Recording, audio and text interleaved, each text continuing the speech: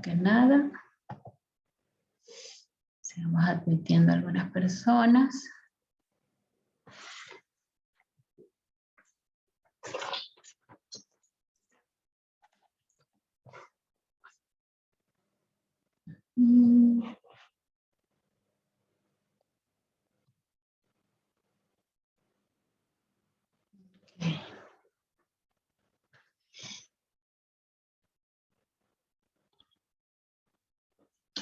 Bueno, bienvenidas y bienvenidos a esta clase, ¿verdad? Bueno, la última clase, lamentablemente yo no pude hacer la clase directamente, ahora se me presentaron unos inconvenientes, pero bueno, les dejé los videos, ¿verdad? Que sustituían la clase, que eran videos sobre ejercicios de difusión, ¿ok? Tengo tres videos más que les voy a subir el día de hoy de ejercicios de difusión. Y bueno, le tengo que recordar a Diego para que les haga ejercicios en la clase de ayudantía que viene, ¿verdad? Porque tenemos la prueba el próximo 27, que es el próximo miércoles, ¿ok? Tendríamos el certamen número 2, ¿ok? Esta semana, finalmente ya me organicé para revisarles el certamen y bueno, espero el sábado estarle dando más tardar las notas. Me disculpo por el retraso. Y bueno, como les fui contestando a cada uno de los que me escribió, ¿verdad? Este problema de la pregunta 2, que se me fue una S en las opciones de cerámica y polímeros, entonces les aparecía como que estaba mal la respuesta, pero la respuesta es correcta, ¿verdad? No se preocupen que ahí yo voy a entrar manualmente a corregir la nota de esas preguntas que hubo, ese pequeño detalle porque se me fue esa S de más, ¿ok?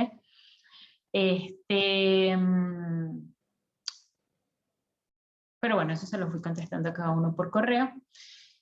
Hoy vamos a comenzar a ver materia nueva, porque ya terminamos todo lo de difusión y de efectos, ¿verdad?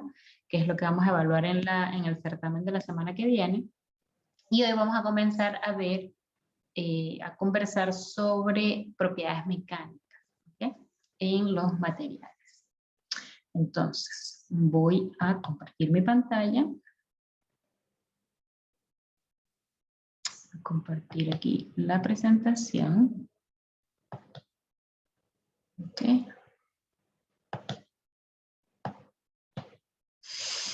Y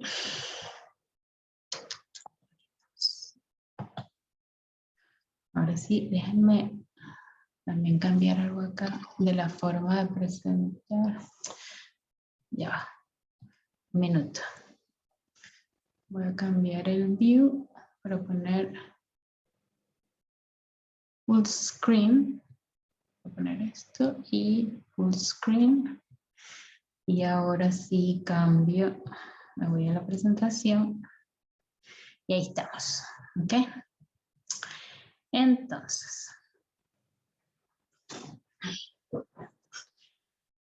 Bueno, como les decía, vamos a hablar hoy entonces sobre propiedades mecánicas y los ensayos mecánicos que se utilizan para evaluar estas propiedades mecánicas en los materiales.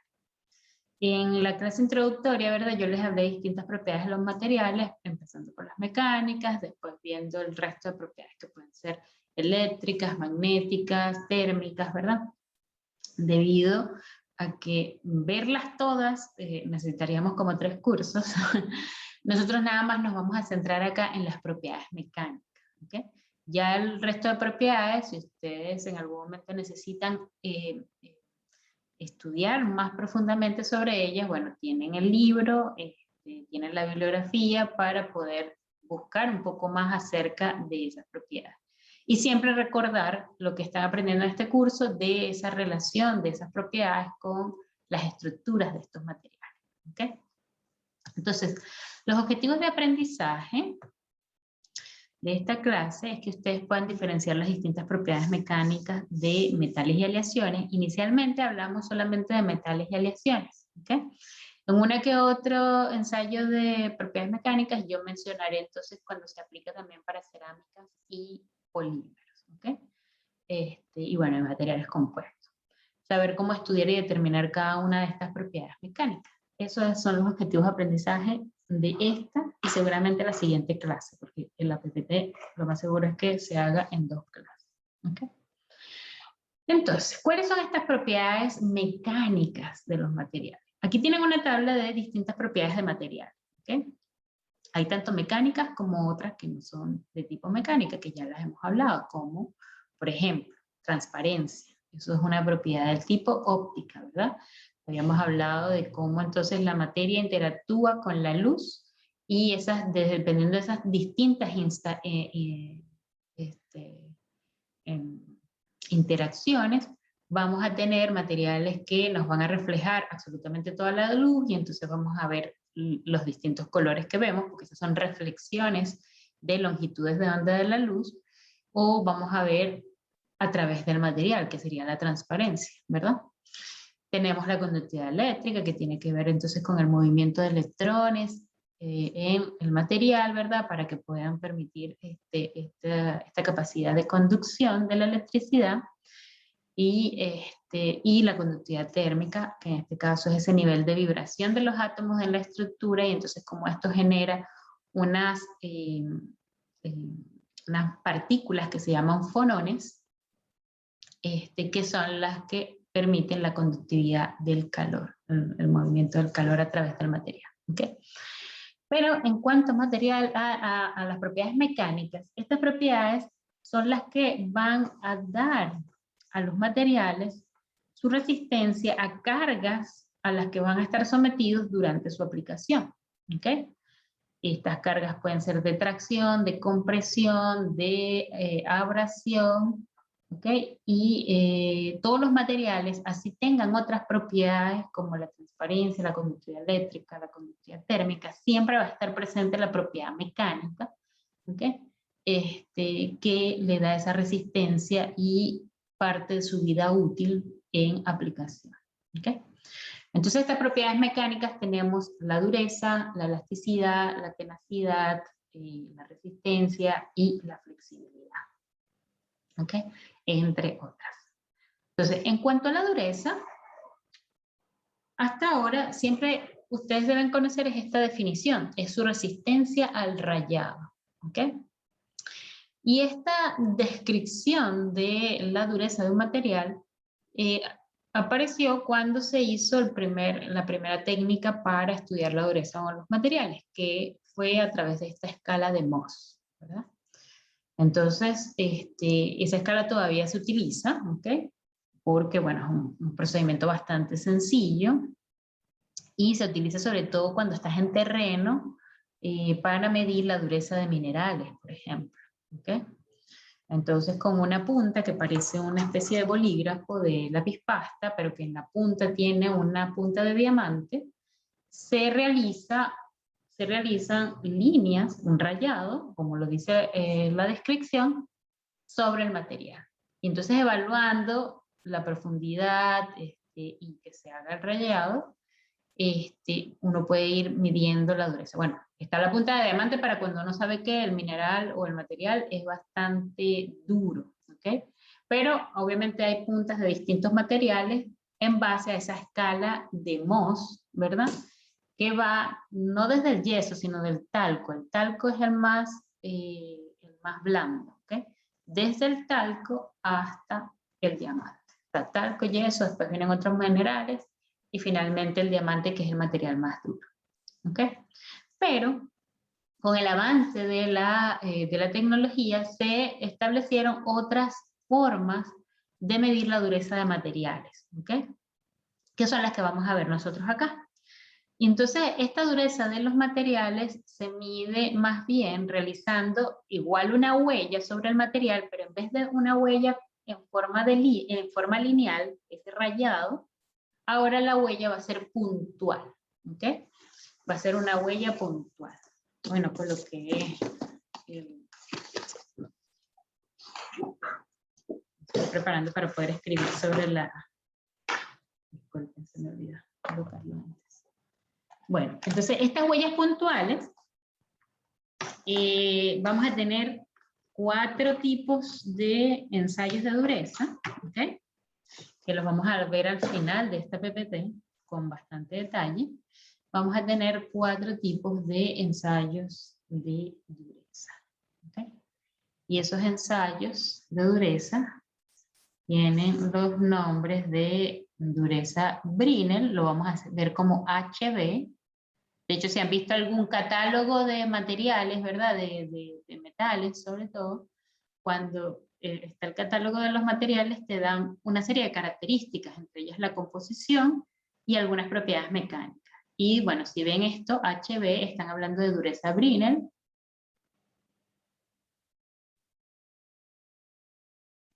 Tenemos también la dureza Rockwell, HR, voy a poner una X acá, en este caso es la Rockwell. Y bueno, tiene esta X acá, como veremos, porque hay distintas letras que se utilizan para, dependiendo del tipo de punta que se utilizó para hacer el ensayo de dureza y de la carga aplicada, entonces cambia acá esta X por una letra A, B, C, D, hasta la K. ¿Ok? También tenemos una dureza que se llama dureza Vickers, entonces van a ver los valores de dureza Vickers con este HV, ¿ok? Vickers, o B pequeña, como decimos acá en Latinoamérica, ¿verdad? La B de vaca, B pequeña. Y la HK, que es para el ensayo NUP, ¿ok? Esto ya es para materiales mucho más duros, y acá estas dos se utilizan también bastante para medir propiedades mecánicas de cerámicas, ¿ok? Y la dureza de cerámica, porque en estas se usan puntas de diamantes, como veremos, mientras que en estas, en la Brinell, solo de puntas o de acero o de carburo de tungsteno, y en la Rockwell hay de diamante y hay de acero. Ahí veremos cada uno. Entonces, en este caso, se hace una huella puntual sobre el material. Obviamente se hacen varias para tener un promedio de la dureza y así calcular esa dureza del material. Entonces, en algunas veremos que tenemos ecuaciones para poder hacer ese cálculo de dureza, en otras hay una tabla donde ya están tabuladas esas durezas. ¿Okay? Entonces, en realidad ahí la dureza sería la resistencia a la deformación plástica puntual del material. ¿Okay? Entonces, resistencia a la deformación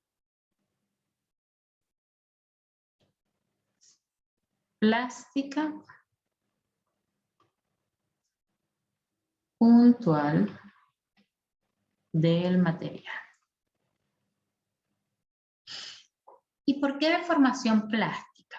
Acá nos vamos a dar cuenta cuando ya entremos cuando entremos a estudiar el primero de los ensayos de propiedades mecánicas, que es el ensayo de tracción, que los materiales tienen 2 formas de deformación.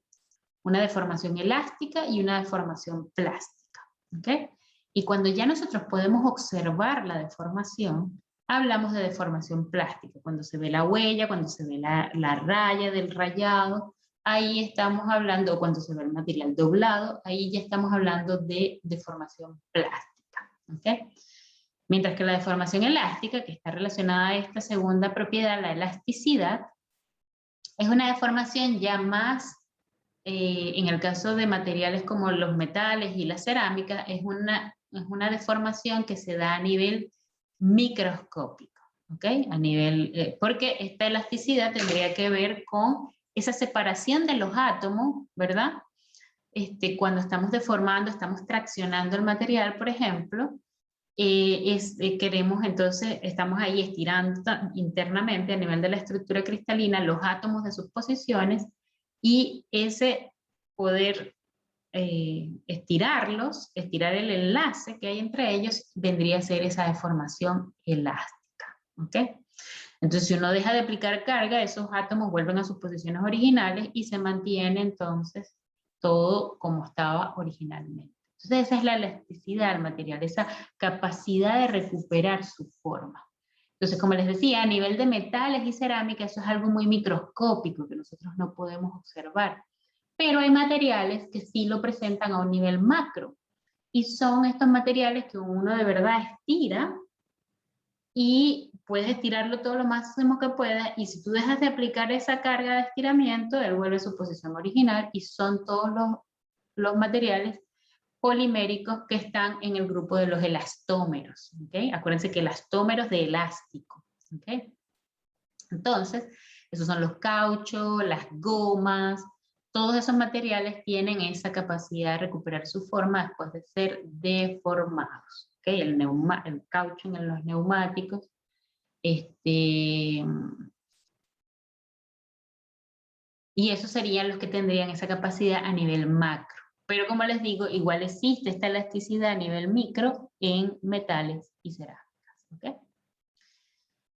Esa sería la elasticidad. Ahora, con la tenacidad, uno habla de tenacidad del material es cuando, es cuando uno mide toda la resistencia que tiene este material hasta su fractura.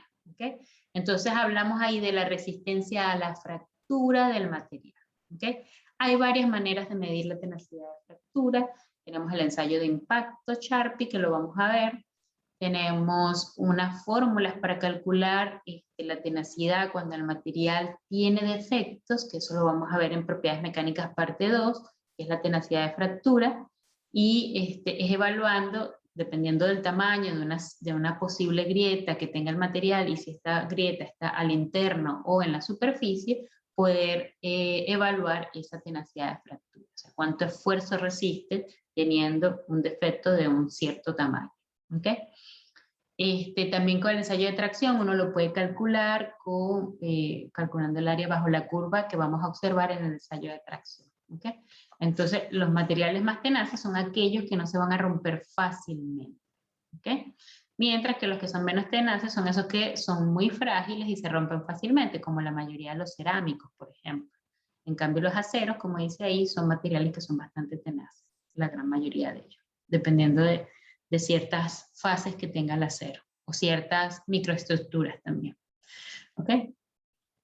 A ver, ¿alguien dice algo en el chat? ¿Tenacidad es lo mismo que la ductilidad? No. Es lo contrario, porque la tenacidad sería esa, la capacidad que tiene el material, toda la resistencia, o sea, poder resistir toda la carga que se pueda aplicar a ese material hasta fracturarlo. Mientras que la ductilidad es una propiedad que presentan los materiales de deformarse antes de la fractura. ¿Okay? Entonces, cuando el material se logra deformar, ahí vemos la ductilidad del material. Están relacionadas porque un material que es bastante dúctil va a tener mucha mayor tenacidad generalmente que un material que es frágil. ¿Ok? Generalmente. Entonces están relacionadas, pero son conceptos aparte. Ya de nada, gracias por la pregunta, Daniel. Ok, ahora. La resistencia es una palabra que generalmente usamos así genérico para propiedades mecánicas, ¿verdad? La resistencia del material. Y su descripción sería que es la capacidad de soportar grandes esfuerzos y presiones sin deteriorarse. Entonces la resistencia engloba a todas las otras propiedades mecánicas, tenacidad, elasticidad, dureza, porque sería entonces todos los esfuerzos que uno está aplicando, está ocurriendo todo esto de la elasticidad, la dureza y la tenacidad en ese proceso y que el material no se deteriore entonces y pueda resistir en la aplicación en la que está siendo utilizado. Y flexibilidad, ya ahí hablamos de la capacidad del material de deformarse, pero a flexión, ¿okay? Sin romperse, que esto ocurre con vigas, ¿verdad? Que están en forma transversal, con los puentes, con construcciones como los puentes, ¿verdad? Que tienen que resistir cargas a flexión, esas cargas donde el material se flexiona, ¿ok? Y sin romperse, obviamente. Mantener toda la flexibilidad posible sin romperse. Entonces, tenemos dos tipos de ensayos en o sea, dos clasificaciones, dos clases de ensayos para medir las propiedades mecánicas. Vamos a tener los ensayos destructivos, que son los que vamos a ver nosotros acá, y los ensayos no destructivos. ¿Cuál es la diferencia? Los ensayos destructivos son los que se usan a nivel de laboratorio ¿ok? Para ir evaluando cuáles son estas resistencias que tiene el material, ir evaluando todas sus propiedades mecánicas, saber cuáles son y entonces ya uno identificar cuál es el material que se requiere para una aplicación específica dependiendo de esas propiedades mecánicas, ¿ok? Y bueno, son destructivos porque las piezas que se utilizan del material se llevan a fractura, se llevan a su máxima capacidad, ¿ok? Porque necesitamos saber eso, cuáles son todas esas cargas que se le pueden aplicar, a qué temperatura o a qué velocidad o cuántos ciclos para llevarlo a su fractura y saber cuánto va a resistir y cuánto puede durar ese material. Mientras que los ensayos no destructivos, que no los vamos a ver, solamente se los voy a mencionar, son ensayos que se utilizan a nivel ya industrial, ¿ok? Es decir, porque los ensayos destructivos también se pueden usar a nivel industrial, pero en los ensayos no destructivos es ya cuando el material está en aplicación y en una planta, por ejemplo, y no se puede detener la planta porque está en operación, ¿verdad? Sería muy costoso detenerla. Entonces ir haciendo planes de mantención. Estos ensayos no destructivos servirían para eso, para la mantención y poder entonces tomar a tiempo las precauciones para evitar el daño del material, la fractura y algún problema mayor. ¿Ok? Entonces esto se hace con los equipos en operación, tuberías en operación, reactores en operación, equipos en operación. ¿Ok? Entonces tenemos inspección visual, así tal cual como lo dice, lo que podemos observar a simple vista. Después tenemos una serie de líquidos o partículas que pueden ayudar a evidenciar grietas superficiales en el material, ¿verdad? Como los líquidos penetrantes, las partículas magnéticas, entonces se impregna la pieza.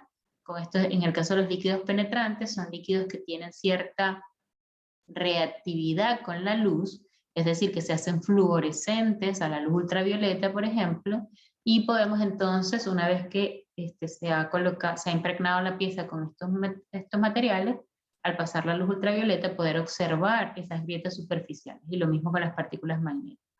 El ultrasonido, se hacen pasar ondas de sonido, y obviamente tiene que haber un detector que pueda recibir esas ondas de sonido que pasan a través del material, y si hay defectos, va a cambiar la longitud de onda de la onda de sonido que se está mandando.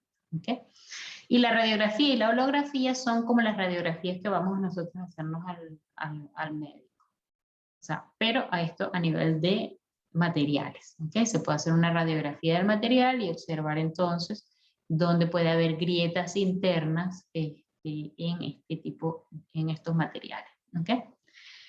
Mientras que nosotros nos vamos a concentrar para este curso en los ensayos destructivos. El ensayo de tensión es el primero que vamos a ver, también se llama ensayo de tracción. También se le pone ensayo de tracción. Como les había comentado inicialmente, tenemos a veces 2 o 3 nombres para las cosas, ¿verdad? En lo que corresponde a materiales.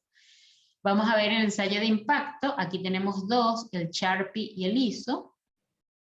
El Sharpie y el ISO, que depende del tipo de material. Este se usa más para materiales poliméricos, este se usa para metales principalmente, bueno, y también para cerámicas podría usarse el ISO. Tenemos el ensayo de dureza, esos son los que vamos a ver en esta parte de propiedades mecánicas parte 1. En propiedades mecánicas parte 2 veremos los que están en rojo, ensayo de fatiga, la tenacidad de fractura viéndola ya con los defectos posibles en el material, ¿verdad? Porque el ensayo de impacto ya nos va a ir dando una tenacidad de fractura, y el ensayo de termofluencia, donde vemos entonces la influencia de la temperatura en las propiedades mecánicas del material, ¿okay? Que la van a tener, sobre todo en los 3 lo van a tener, pero en los polímeros es evidente a bajas temperaturas, mientras que en metales y cerámicas es a altas temperaturas. Y la fatiga, que tiene que ver con el número de ciclos, cuántas veces el material resiste una carga fija, que en un ensayo de tracción no le haría nada a esa carga al material, mientras que a muchos ciclos sí la llevaría a fractura. ¿Okay? Entonces, en cuanto al ensayo de tracción y el ensayo de compresión, también el ensayo de flexión y en algunas en algunos casos, dependiendo del equipo, el ensayo de dureza Brinner, se pueden hacer todas en una misma máquina, que es la máquina de ensayos universales. ¿Okay? La máquina de ensayos universales.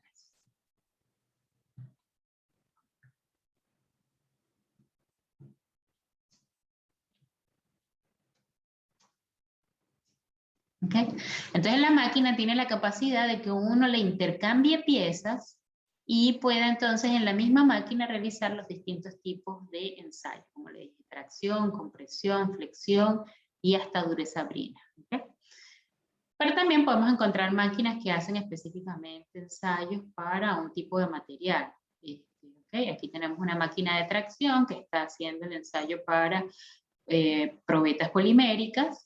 Generalmente las probetas de polímeros se fabrican de esta forma, plana. Vamos a ver que tenemos distintos tipos de podemos tener distintos tipos de probetas, tanto planas como de sección transversal circular, ¿okay? O cilíndricas. Acá tenemos una máquina que solo hace ensayo de compresión, en este caso para testigos o piezas que son de cemento o de hormigón o algún mineral que se quiere estudiar también su resistencia a la compresión. Entonces, nos vamos a dar cuenta que el ensayo de tracción se utiliza principalmente para metales y aleaciones.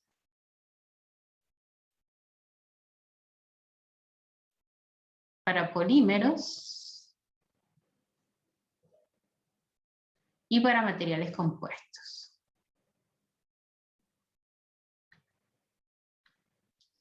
No se utiliza para cerámicas tanto por la forma que tienen que tener las probetas, como ya veremos, como por el proceso de agarre, las mordazas, como ven acá, que agarran las probetas.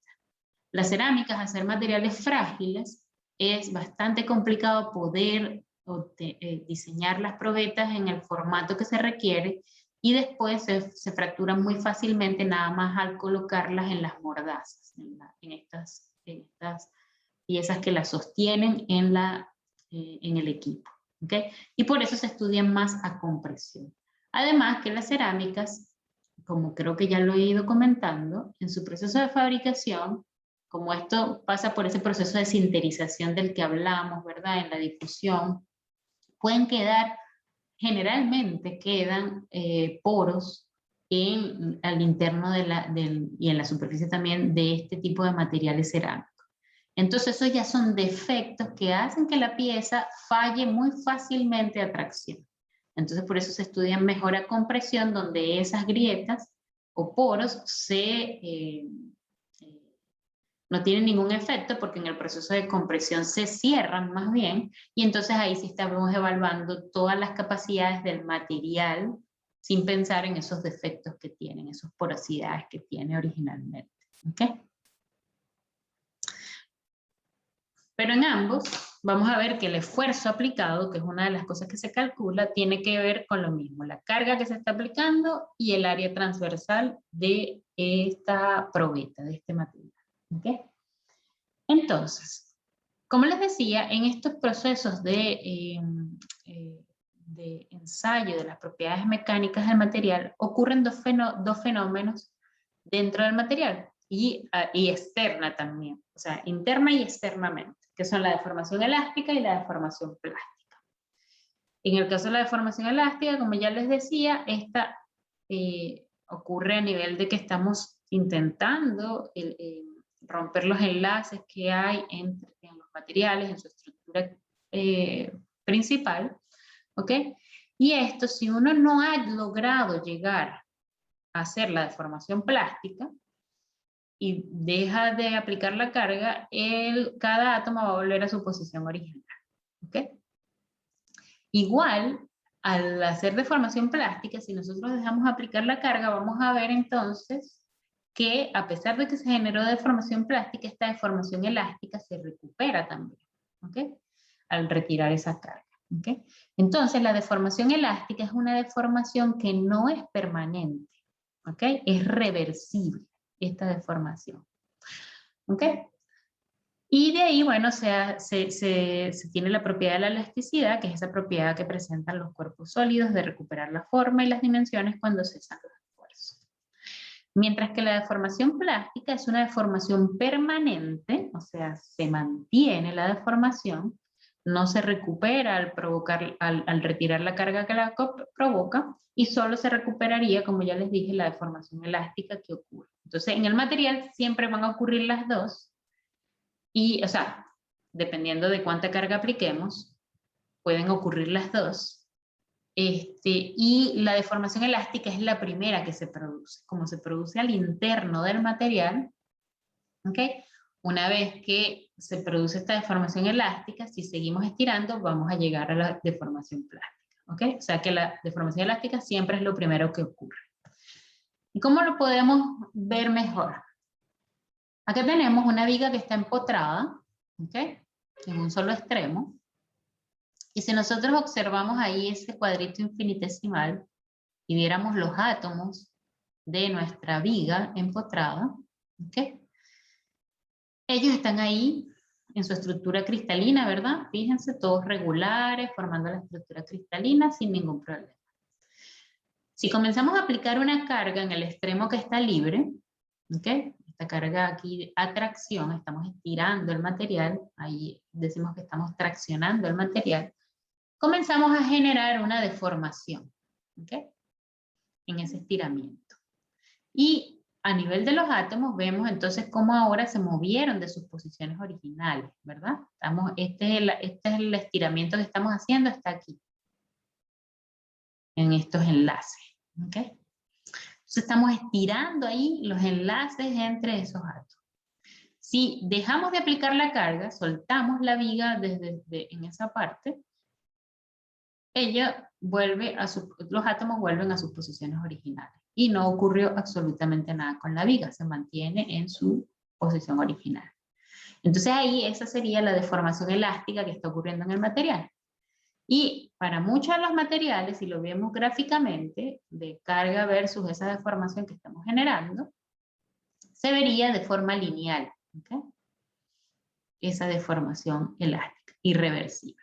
Va a haber algunos materiales que no tienen una relación lineal, ¿okay? Que requieren de baja carga para deformarse muchísimo, ¿okay? Y esto, cuando no es lineal, generalmente es cuando son materiales que son muy elásticos, como pasa con estos elastómeros, ¿okay? Eso lo veremos bastante bien con los polímeros, esta relación. Pero la mayoría de los metales y cerámicas que nosotros vamos a estudiar, la vamos a ver con una deformación de tipo lineal, ¿ok? Con una deformación que es reversible lineal. Esa sería entonces nuestra deformación elástica en el material. Ahora, ¿cómo se da la deformación plástica? Nuevamente tenemos la misma viga empotrada, sus átomos en sus posiciones regulares de la red. Aplicamos fuerza, fíjense que acá se está aplicando una carga mucho mayor que la que se estaba aplicando originalmente. Y entonces aquí ya tenemos tanto la deformación elástica como una deformación plástica. A nivel de los átomos, miren lo que ha pasado. ¿Esto qué creen que es de lo que vimos en estructuras? ¿Qué se les ocurre? Esto que está acá. Lo voy a marcar en rojo. Esto que está acá. Bueno, el rojo no es el mejor color porque los átomos están pintados de rojo ahí. Pero ahí, eso que marqué. ¿Qué creen que es? ¿Se les ocurre algo? De estructuras, cuando vimos las estructuras cristalinas.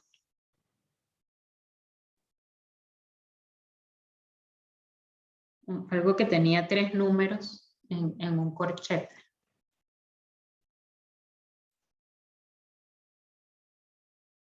¿Se les olvidó? A ver, ¿qué dicen en el chat? Los planos. Exactamente, Ignacio y Daniel. Los planos. Porque la deformación de estos materiales cristalinos se da a través de los planos cristalinos. ¿Ok? Entonces, ahí estiramos tanto como sobrepasamos la deformación elástica y si rompimos, logramos romper enlaces y mover los átomos de sus posiciones originales. Y ese movimiento se hace a través de los planos del material. Entonces ahí ya nos quedó un plano del material, ¿ok? ¿Qué sería esa deformación plástica? ¿Ok? Dejamos de aplicar la carga soltamos la carga y fíjense que hubo una recuperación. Fíjense que la deformación que teníamos acá cuando estamos aplicando carga, ahí agarró el lápiz. Fíjense, la deformación era hasta ahí. Soltamos, recuperamos, eso que recuperamos era la deformación elástica que tenía el material y nos está quedando solamente la deformación plástica porque ya se generó ese plano en este estiramiento que le hicimos a esta viga. ¿Okay? Y esa es la deformación plástica que nos quedó. Entonces, obviamente, como los átomos siguen muy cerca, ahora se unieron desde otros puntos. ¿Okay? Sigue el enlazamiento entre ellos, pero desde otros puntos, porque ahí siguen los electrones de valencia, que son los que enlazan, interactuando, haciendo estas fuerzas de atracción y repulsión para lograr entonces el enlazamiento en la siguiente posición. ¿Okay? Pero bueno, fue a través de los planos. Y esta deformación, como ya vieron, es permanente, sí se mantiene en la pieza y podemos observarla. ¿Okay? Aquí sí ya la observamos, sobre todo en metales, ya la observamos nosotros con nuestros propios ojos sin ayuda de un microscopio ni nada. ¿Okay? Entonces, gráficamente, esto se vería así. Primero vamos a tener la deformación elástica, lineal aquí, ¿verdad?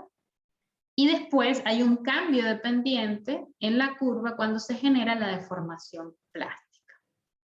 ¿Okay? Esto acá, esta última línea, lo que está es mostrando esa recuperación de la deformación elástica. Fíjense que tiene la misma pendiente que nuestra zona lineal de la gráfica inicial, ¿okay? Es la recuperación de la deformación elástica en el material. ¿Okay? Y esta sería toda la deformación plástica que sufrió. Entonces, ¿cómo es el ensayo? Como les decía, está la máquina de ensayos universales. Esto es un dibujo que más o menos nos permite ver cómo está compuesta la máquina. Vamos a tener la célula de carga, que es la que nos va a dar las distintas cargas que se van aplicando al material. ¿Okay? Para poderla traccionar, vamos aplicando cargas, vamos aumentando la carga con esta célula de carga hasta estirar lo suficientemente esa pieza hasta romperla. ¿Okay? Ahí está la pieza que está agarrada por dos mordazas. Estas son las mordazas. Vamos a poner el puntero láser. Ahí están las dos mordazas, esta y esta. ¿Okay? Y esto que ven acá se llama extensómetro, que es lo que nos va a medir el cambio de longitud a medida que vamos estirando la pieza. ¿Okay? Como ven, inicialmente, cuando estamos haciendo el ensayo, estamos evaluando qué es lo que ocurre en el eje Z, ¿verdad? Porque estamos estirando en ese eje nuestra pieza. ¿Okay? Entonces ahí, así es el ensayo de tensión o de tracción. Las piezas son piezas, todo esto está normalizado, o sea, todo esto está normado, tienen normas. ¿Okay? Las normas más utilizadas son las normas americanas, que creo que ya les hablé de ellas, ¿verdad? Cuando hablé de la preparación metalográfica, son las normas ASTM. ¿Okay? Entonces, en esas normas, ahorita no me acuerdo el número de la norma para el ensayo de tracción, porque todas las normas tienen un número, la fecha en que fueron realizadas o las actualizaciones, porque obviamente hay muchas de estas normas que se hicieron hace muchísimos años y bueno, se le han ido haciendo actualizaciones. Y ahí está cómo debe estar fabricada la pieza, cuáles son las cargas que se pueden aplicar según el tipo de pieza y todas las ecuaciones que se requieren para hacer los cálculos de todas las propiedades que podemos obtener de cada tipo de ensayo. ¿Okay? Están las ASTM, que son las americanas, son las más utilizadas, están las de la Unión Europea, que son las UNE, están las DIN, que son las alemanas, las ISO se unieron a las europeas, las IMA, las UNE. Y está norma chilena también, pero al final todas tienen muchas equivalencias, ¿ok? Solamente que en algunos casos, o sea, la adaptan hay algunas adaptaciones por país, pues, ¿ok? Pero en general las más utilizadas son estas, las AST, ¿ok? Estas las pueden encontrar en su biblioteca. Si algún día requieren una norma de STM, las tienen en su biblioteca. ¿Okay? La biblioteca de la universidad. Entonces, bueno, vamos a encontrarnos con que las probetas de ensayo, las muestras que se utilizan para hacer el ensayo, vamos a tener de sección transversal circular, vamos a tener también de sección transversal rectangular, ¿okay? Que serían las probetas planas. Acá, a nivel de ejercicios, como hay algunos ejercicios que son de probetas ficticias, a veces vamos a tener de sección cuadrada, ¿okay? Pero los más utilizados son esta y esta, ¿okay? La circular y la rectangular, como sección transversal, ¿ok? La sección transversal que tiene la probeta. ¿Ok? Entonces las probetas, fíjense, van a tener esta forma, yo le llamo forma de huesito para perro, ¿verdad? Con cierto ángulo acá. Y esto es lo que hace que las piezas de cerámicas sean muy difíciles de fabricar, por estas curvaturas que tienen que tener y estas formas especiales que tienen que tener las probetas. Entonces, y además la fragilidad inherente, pues que les decía. Entonces van a tener una longitud calibrada, ok, la probeta, que esa es la longitud que vamos a ir midiendo con el extensómetro a medida que se va estirando, ok. Entonces, lo que nos interesa en la probeta, lo que está ocurriendo en ella durante el ensayo es lo que ocurre acá, en este espacio, ok.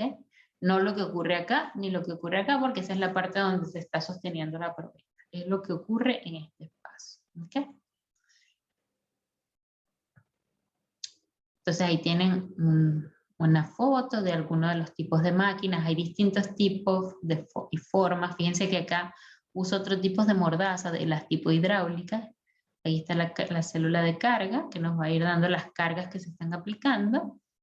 Acá están los extensómetros. Tenemos el extensómetro de contacto, es decir, que va sobre la pieza y nos va midiendo entonces la longitud inicial, es importante tenerla, y después ir viendo esa longitud cómo se va modificando a medida que vamos aplicando cada una de las cargas en tracción.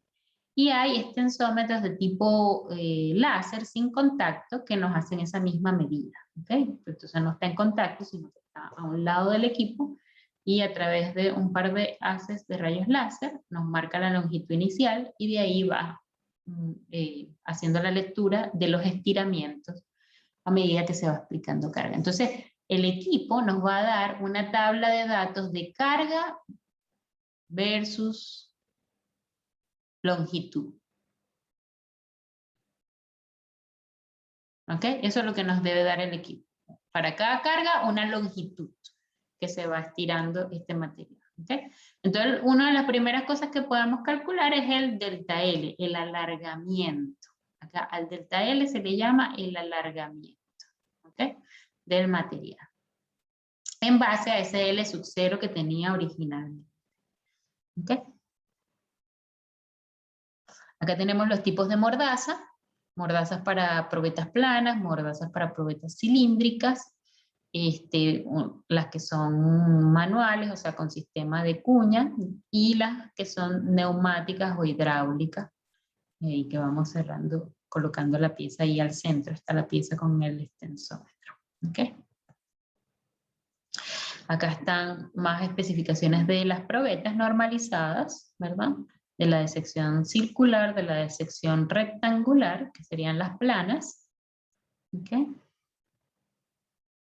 También se puede hacer a probetas que no son normalizadas, solo que ahí, bueno, vamos a tener es una representación de las posibles resistencias del material. ¿Okay? Porque, bueno, obviamente al no ser normalizada tiene distintas... puede tener defectos o distintas medidas que afecten en el valor que debería tener el material cuando uno lo hace con probetas normalizadas. ¿Okay? Pero es posible hacerlo. Entonces, para hacer el ensayo, lo primero es medir esa longitud inicial para poder ir determinando el alargamiento a rotura. Y el diámetro, en este caso que es una circular, de una probeta circular, o sea, cilíndrica, perdón, ir midiendo el diámetro de la zona, como ya les dije, de la zona que nos interesa, que es donde se está evaluando el ensayo de tracción, ¿ok? Que es la zona central. Entonces se mide ese diámetro y se calcula el área inicial, ¿ok? Entonces acá sería, si es el área de un círculo, ¿verdad? Sería pi por el radio al cuadrado. ¿Ok? Acá en estas áreas iniciales, si es circular, para probetas circulares, entonces el área, ¿verdad? Es pi por el radio al cuadrado. Y para probetas rectangulares, sería nuestra área de altura, ¿verdad? Por ancho. Voy a ponerle una B. B por H. ¿Ok? Para el área. Entonces, una vez que tenemos las mediciones de la probeta, se coloca esta con las mordazas, con cuidado de no generarle ningún defecto en ese proceso de colocación de la probeta. Se coloca el extensómetro en caso que sea de contacto como acá, como en estas imágenes. Y luego se comienza el ensayo. Fíjense que acá se está viendo el estiramiento a medida que desaparece la... ¿cómo se llama esto? La mordaza que tenemos acá arriba, ¿verdad? Entonces ahí estamos estirando el material. Acá el material debe estar ocurriendo la deformación elástica en esta primera. Nosotros no vamos a observar nada porque acuérdense que eso está ocurriendo a nivel micro, ¿verdad? Entonces seguimos estirando. Fíjense que ya ha subido un poco más la mordaza, ¿verdad? Ya casi no se ve. Y empezamos a ver, a observar aquí una reducción del área. Ven ahí donde están las flechitas que se ve un pequeño hundimiento y a medida que seguimos traccionando, ya estamos en la tercera foto aquí abajo, se nota mucho más esa reducción del área hasta que se fractura el material y se rompe en dos partes. ¿Ok? Entonces ahí ya terminamos el ensayo de tracción. Bueno, a nivel de la máquina. Se deben entonces retirar los dos pedacitos que nos quedaron en las mordazas del equipo. ¿Okay? Y ahora medir entonces nuestra nueva longitud y nuestra nueva área. ¿Okay? El área final. ¿Okay? Acá fíjense que en este tipo de probetas se genera, cuando se empezó a reducir el área, ¿verdad? Se generó esto que se le llama cuello de estricción. ¿Okay? Lo van a ver como cuello o la estricción. ¿Okay? Esto ocurre solamente en materiales que son dúctiles. ¿Okay? Los materiales que son muy dúctiles, aparte del estiramiento que va a ser notable, lo vamos a ver también en esta reducción de área bastante notable, generando ese cuello, ¿okay? Antes de la fractura. ¿Okay? Aquí esto nos está mostrando la ductilidad del material, esa deformación antes de fracturar. ¿Okay? Entonces, a ver, tenemos un comentario en el chat. Profe, ese cuello ocurre justo a la mitad del material o podría ser en cualquier parte. Lo ideal, como está acá, fíjate en la probeta, en el dibujo de la probeta, lo ideal para un material que está bien, que la probeta está construida sin ningún defecto, todo bien, es que sea a la mitad. Eso es lo ideal. Pero a veces, dependiendo del proceso de fabricación de la probeta o de cuando la estás colocando en el equipo, a veces puede ocurrir que la fractura se dé más hacia los lados, pues, o hacia acá abajo o hacia acá arriba. ¿Okay? Por eso, este tipo de ensayos no se hace a una sola pieza, obviamente. Este tipo de ensayos se hace mínimo, dependiendo del costo de las probetas, a 3 piezas, mínimo. Pero lo ideal de 5 para arriba, 5 o 10 probetas, ¿okay? Dependiendo del tipo de material. Para poder tener un valor real de la propiedad. Sí, gracias a usted por la pregunta. Pero sí, lo ideal es que se fracturen a la mitad. ¿Okay? Fíjense que en este caso se fracturó un poquito más abajo, no se fracturó a la mitad. ¿Okay? Entonces fíjense que se colocan las dos piecitas juntas nuevamente para poder medir la longitud final. ¿Okay? Igual se podría medir la longitud de este y la longitud de este pedacito y sumarlo. ¿Okay? Pero también se puede hacer de esta manera, colocándolo tipo rompecabezas de nuevo para mantener y obtener esa longitud final de referencia. ¿Okay? Entonces, con esa longitud final ya podemos hacer el primer cálculo, que es el cálculo del alargamiento a rotura, que es un porcentaje. ¿ok? Y está con este epsilon R. También lo van a ver en algunos ejercicios, en algunos libros. No colocan el epsilon, sino que le colocan como... Ay, se me fue la pluma. Déjame volver a agarrar la pluma. Pluma.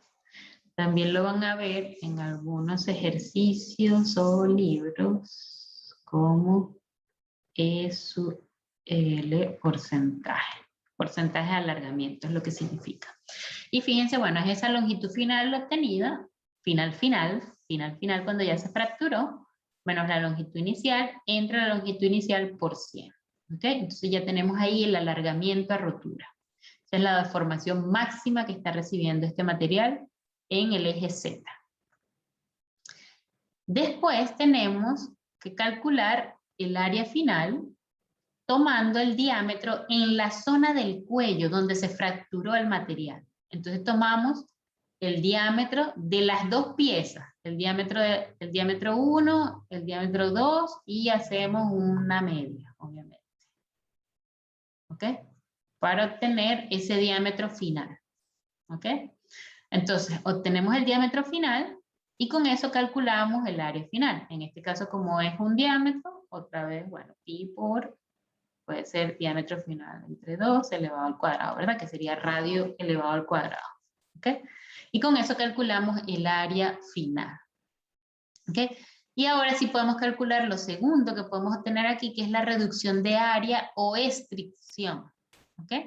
Y también es un porcentaje. Entonces, el porcentaje de reducción de área o estricción sería el área inicial menos área final entre área inicial por 100. ¿Ok? Aquí es al revés porque se está reduciendo el área. Entonces, por eso es primero área inicial menos área final. ¿Ok? Para que nos dé un valor positivo.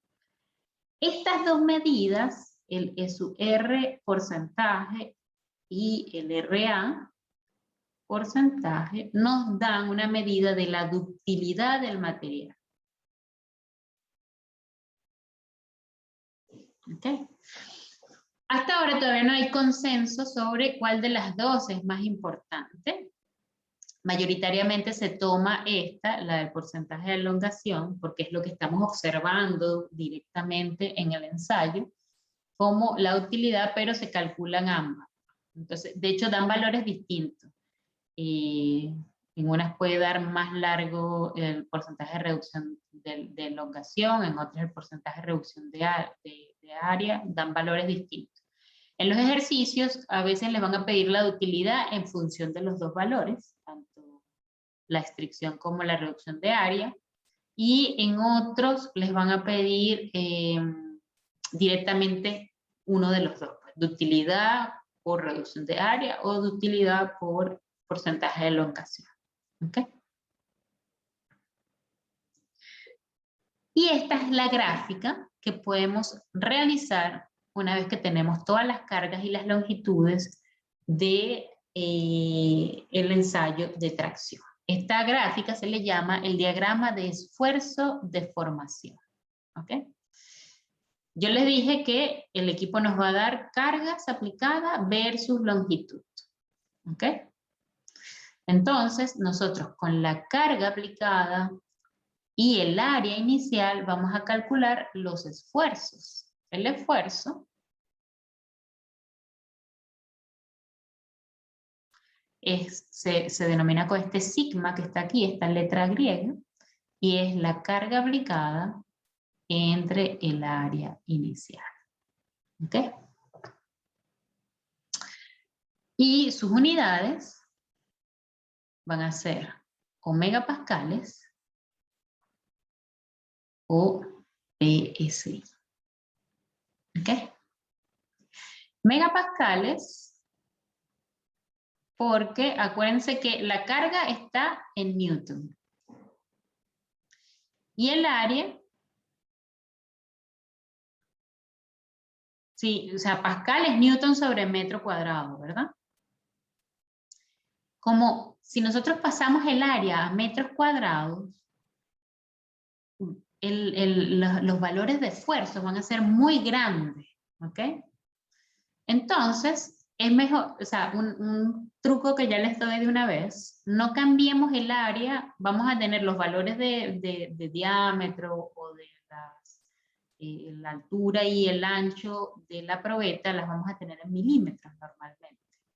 Entonces, si ustedes los dejan en milímetros cuadrados de una vez el valor del área, esto inmediatamente les da en megapascales, ¿ok? Porque si cambiamos a metro cuadrado, les va a dar en pascales, pero un número muy grande, ¿ok? Y ese número después, para un mejor manejo, se lleva a megapascal, que un megapascal son 1.000.000 de pascales, ¿ok? Un pascal de 10 a la 6 megapascal, ¿ok? Al revés, perdón, al revés. Un megapascal son 10 a la 6 pascal. Déjenme borrarlo porque lo puse al revés.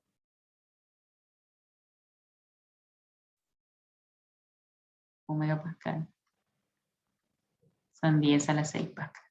¿Ok? Entonces, si ustedes la dejan en milímetros cuadrados, nos da directamente en megapascal. ¿Ok? Y en el sistema inglés es en PSI porque esto es kilogramo fuerza sobre pulgada cuadrada. ¿Ok? Entonces son los dos tipos de unidades que se utilizan en estos ensayos de tracción del sistema internacional y en el inglés. ¿Ok? Ese para el esfuerzo. Después tenemos la deformación, que es este épsilon que ven acá. La deformación se coloca con épsilon. Y las deformaciones que va sufriendo el material a medida que se va aplicando un esfuerzo para cada carga aplicada, va a ser ese delta L que se genera para cada carga que vamos aplicando entre L sub 0. ¿Ok? Pero acá, para cada longitud nueva, a cada carga que vamos aplicando, esa es nuestra longitud final. Y la longitud inicial es siempre la misma. ¿Ok? La longitud inicial es la del principio de siempre. ¿Ok? Y entonces vamos a ir calculando las deformaciones a medida que vamos aplicando carga. ¿Ok? Las unidades, esto debería ser adimensional, porque esto de arriba va a quedar en milímetros y esto de abajo en milímetros. ¿Okay? Entonces, muchas veces se coloca milímetros sobre milímetros solamente para diferenciarla entre todas las cosas que uno habla acá con el alargamiento, para diferenciarla. Muchas veces se colocan las unidades, pero puede dejarse adimensionar también. También podría ser pulgada sobre pulgada.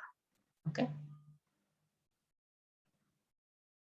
Como propiedad para el sistema inglés. Entonces, las gráficas que podemos tener aquí tienen tres, ¿verdad? Son de esfuerzo versus deformación. ¿Ok? Y esta gráfica se le llama la curva ingenieril o la gráfica ingenieril. ¿Ok? Y se le dice así porque se calculan todas las cargas, o sea, todos los esfuerzos, perdón, con el área inicial. ¿Ok? Pero fíjense que hay un punto donde el área inicial cambia, ¿verdad? Entonces, la última parte de nuestra gráfica, esta que ven acá, por ejemplo, o esta parte que ven acá, por ejemplo, no es real. Porque aquí nosotros estamos calculando con un área inicial que ya no existe. Entonces esas curvas se les llama curva ingenieril. ¿Okay? Esto también puede ser una curva ingenieril. Solo que aquí coincide el esfuerzo máximo, si ven, el máximo llega acá con la fractura. Mientras que en estos dos tenemos ese esfuerzo máximo, esa resistencia máxima del material, y después la fractura ocurre acá en estos puntos, en el punto E en este caso, en el punto F en este caso. ¿Okay? Y ocurre más abajo. Pero eso no es real porque el área cambió.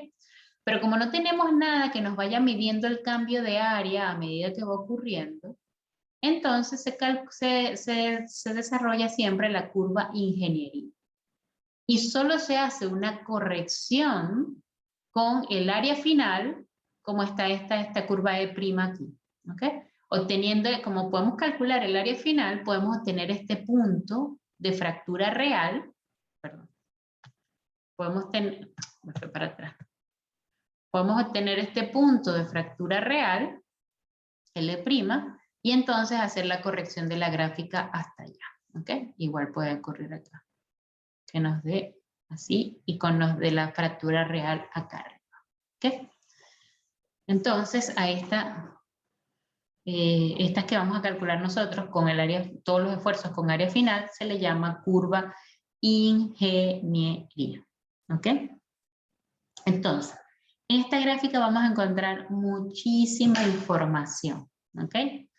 La primera información que vamos observando es lo que ocurre al inicio de nuestro ensayo de tracción. ¿Ok? Que es la deformación elástica. Entonces, fíjense que acá las deformaciones elásticas están representadas linealmente, como habíamos hablado originalmente, ¿verdad? Donde esto es reversible, fíjense acá también, es una línea recta, ¿ok? Y como ahí está ocurriendo la deformación elástica, o sea, los enlaces están funcionando como si fueran especies de resortes, si nosotros dejamos de aplicar carga acá, esto debería volver a su posición original. Entonces, como se cumple eso, se dice que se cumple la ley de Hooke. Y eso significa que el esfuerzo que se está aplicando al material a través de esa carga F es directamente proporcional a la deformación que estamos generando. ¿Okay? Y fíjense que la constante de proporcionalidad acá es el módulo elástico. La E, esta mayúscula que está acá. Esta E es el módulo elástico, el módulo de Young, que ya habíamos hablado de él cuando hablamos al inicio de los enlaces, ¿verdad? Y de esas propiedades que eran inherentes, que eran propias de cada material. ¿Ok? Entonces, esta es la tercera ecuación que tenemos acá con bueno, no, la tercera no, porque ya les hablé, esta sería la tercera hasta la cuarta, ¿verdad? Esta sería la quinta ecuación que tenemos acá del ensayo de esfuerzo, de tensión, perdón, con el esfuerzo de formación.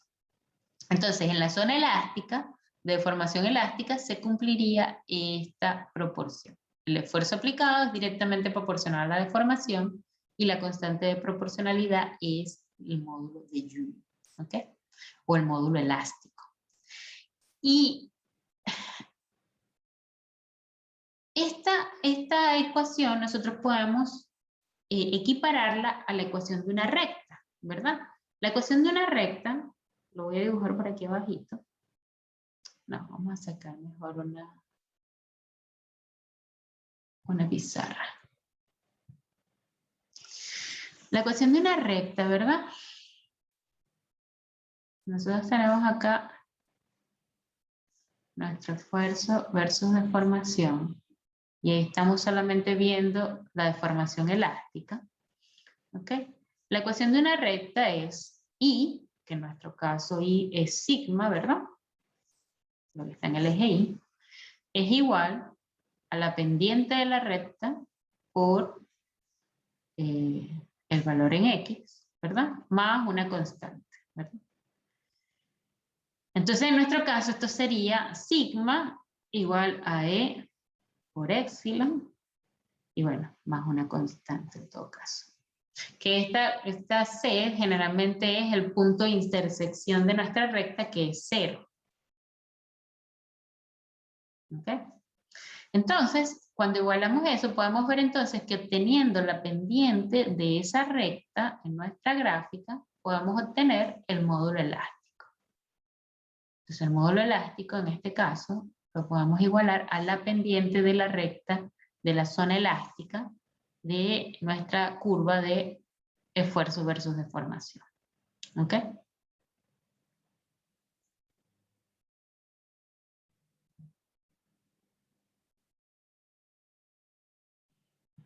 Me voy nuevamente acá.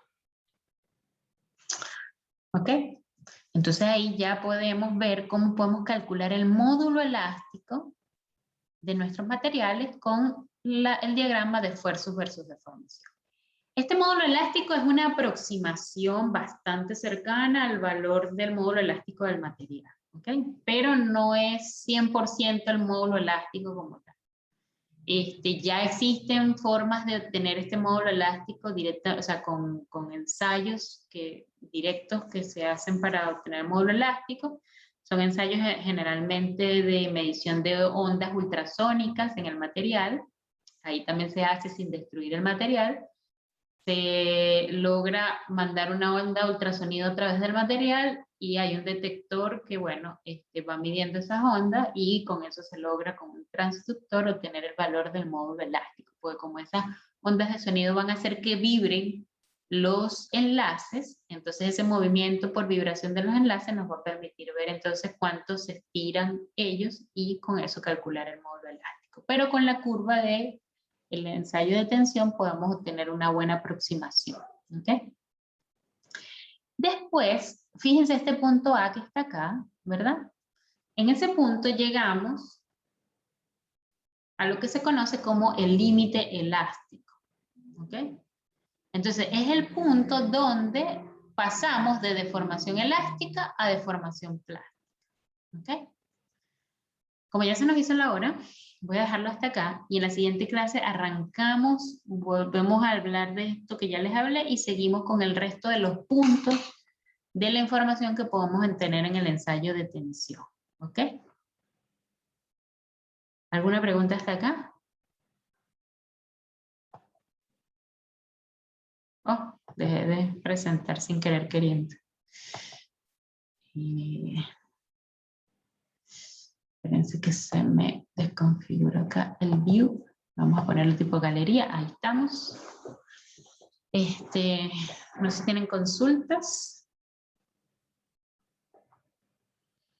Bueno, vamos a dejarlo entonces hasta acá.